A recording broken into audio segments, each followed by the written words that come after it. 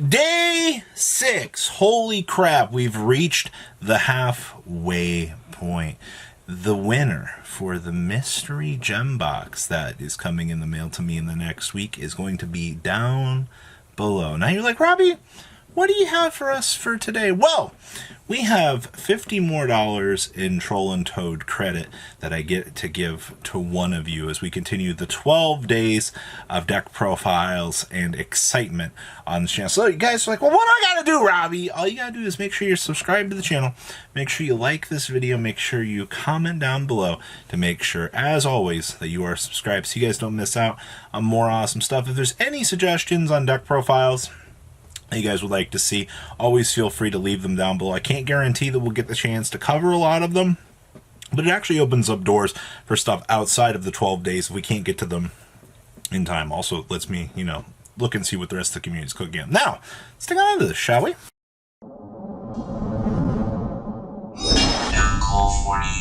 The 12th weapon created by mankind, the ultimate monster of technology. Divine Arsenal, AA Zeus, Sky Thunder. Once per turn, if an Exceed monster battles this turn, you can Exceed summon Divine Arsenal, AA Zeus, Sky Thunder by using one Exceed monster you control as material. Quick effect, detach 2 materials from this card, send all other cards from the field to the graveyard. That is not a once per turn. Humanity created this card on the brink of its destruction, according to the lores. This card has been given the name of God, which even has the power to kill many gods in the universe. And much like his name says, not only shall you be able to strike down a field once, you can chain and do it a second time in case opposition is, thwarting you from doing so. So this is the centerpiece of today's deck profile. The most powerful card in modern Duel Mon. It's one of the most annoying cards that has ever been generated in the game. And today's strategy is going to be based on a going second premise that Tin Tin actually came up with. And the whole theory behind this deck is we are going to go second, we're going to slam Zeus on the table, and we're going to board wipe the ever-living crap out of our opponent. Can you tell me how ignorantly fun that actually sounds? Because that is the game plan for this. So we're going to be packaging things like droplets, lightning storms, and a special little tech into this bad boy just to make sure that our ignorant little creature can stick on the field and we can get a board wipe. Not once, but twice. Imperms, shutdowning the biggest Appalosas. Look, man, I played this deck, my opponent in like Appalosa and like some other crazy stuff. And I was just like, Dark Ruler no more, board wipe. Alright, that is the power that the Sky Thunder brings to us. Now let's dig on into this very interesting deck profile. Complete Ignorance, the deck, actually, is what we're going to call this bad boy here. And I've been playing this, and this deck is a lot of fun, actually. Like, if you just want to have a good time playing good old Ignorant Yu-Gi-Oh!, this is going to be the build for you. So we're going to step through this. We're going to explain some stuff here. This is going second Zodiac, effectively. So we have triple copies of Ash Blossom and Joy Spring. You're going to need hand traps. Even though your deck is compensatable for going second, you do need to see a Zoo card and or Ignorant card in order to play the game. Unfortunately, you still need hand traps to kind of stunt the movements of your opponent. I mean, honestly, if you can stunt them enough that you can establish a Zeus without any sort of conflict anyway, that's fine. That's honestly good value. We'll take that. We have triple copies of Droll and Lockbird, same thing here. You slap this on the table, you stunt the movements of your opponent. I mean, you've done what you needed to do, right? Now, Zodiac monsters. So, all of these are Zeuses with 2 pops, effectively. Alright, with the loss of Dryden, there's not really much that you can do, but you kind of take what you get here. So, we have the 1 Bunny Blast here. This is destroyed by battle card effect and target a Zodiac card in your graveyard, except for Bunny Blast. Add it to your hands. We get that floatability. And then an Exceed monster, whose original type is Beast Warrior, also has this card effect. So it is when your opponent activates a spell card effect that targets this card, detach a material from it, and you're protected from it. which is pretty good. Cataroost here, destroyed by Battle card effect and target a Zodiac card in your graveyard, except for Cataroost, shuffle it back into the deck. But the reason why we're playing this one is during either player's turn, when a monster activates an effect that targets this card, so it passes this Exceed Material effect on, you get to negate that effect. So basically, this will ensure that as you're link climbing up, to do your plays, you have that protection from this. And then, of course, the famous Ram here, destroyed by Battle card effect.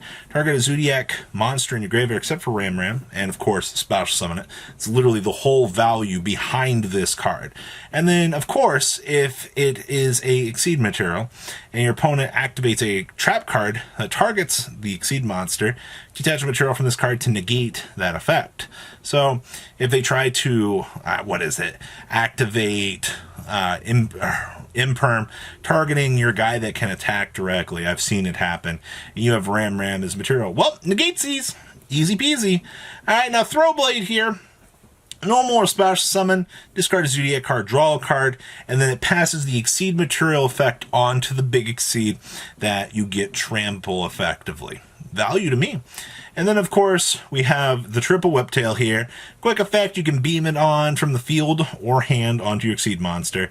And, of course, that Exceed monster, that is Beast Warrior, gets the effect to basically banish the monster battle. So that is your entire Zodiac package, pretty much summed up in an easy-to-go gas method. Now, I said we needed to play ignorant cards in order to establish our board wipes, and I do wholeheartedly mean that, all right? We have to play as many cards that can let us go second and bully the opponent as possible. So we have triple copies of Dark Rule No More.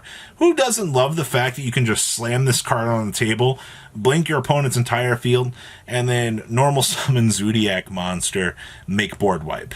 All right, that seems pretty good to me. When your entire monster lineup is pop 2, or pop field twice is pretty good. Of course, we have triple copies of Tenki. Why wouldn't we play Tenki? All right, the card literally says on activation, search for a board wipe ×2. I'll take it, man. We also have triple droplets. Yeah, I know this one's going to be expensive for a lot of people. Unfortunately, this is a power card in this deck, and you do need this. Tinley, me were discussing, they wanted to put it down to 2, but I think playing the 3 of here is fine. 1 Feather Duster, we need that back row board wipe. And then we have triple Lightning Storm, same thing, it's a multiple pop for value. Now, you might see something down here that might kind of throw you off a little bit, and it's Sky Striker, Mobilize, Engage. So Engage lets you add any Sky Striker card from your deck to your hand. Now, we needed something else besides the 9 ignorant cards that already exist. So the theory behind this that Tintin came up with was, what if we play Eagle Booster in this deck? Because we can just shove our Borbo, whatever we make, up in the extra monster zone, then we can start using Eagle Boosters to protect them.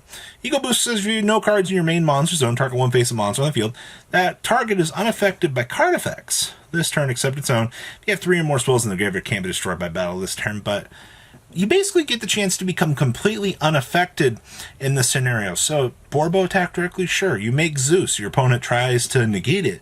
You slam Eagle Booster on the table. Your board wipe is effectively immune for the turn, and you're able to do what you want to do. Blow up the field. Now, in addition to this package, we also have 2 Widow Anchors in here. Hey, man, you know what? We're already maximizing on this package. We may as well stick 2 Widow Anchors in here. Get an additional negate out of this. All right, like much like Imperm. All right, come our turn, if we set up, do all this, we want a Widow Anchor, take something. Sure, why not? We can do that.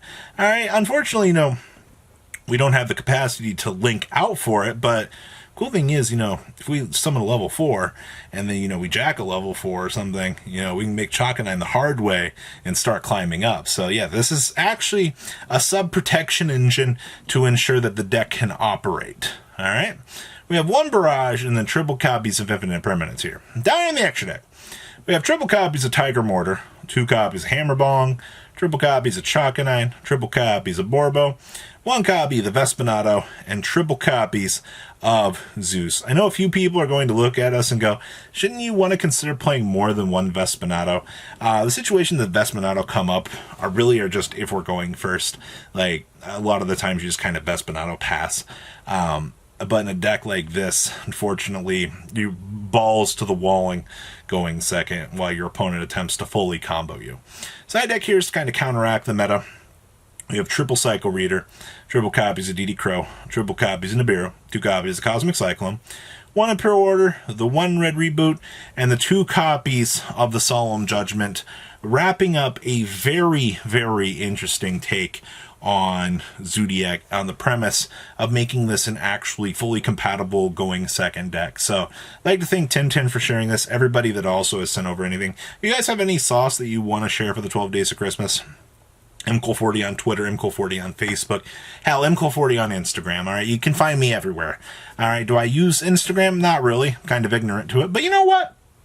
Sure, man, send me a message, alright? I always get the chance to check these out. And of course, you guys want to get into today's contest, all you gotta do is frickin' like the video and leave a comment down below, man. I love giving out free stuff to the community, alright? 'Tis the season, alright?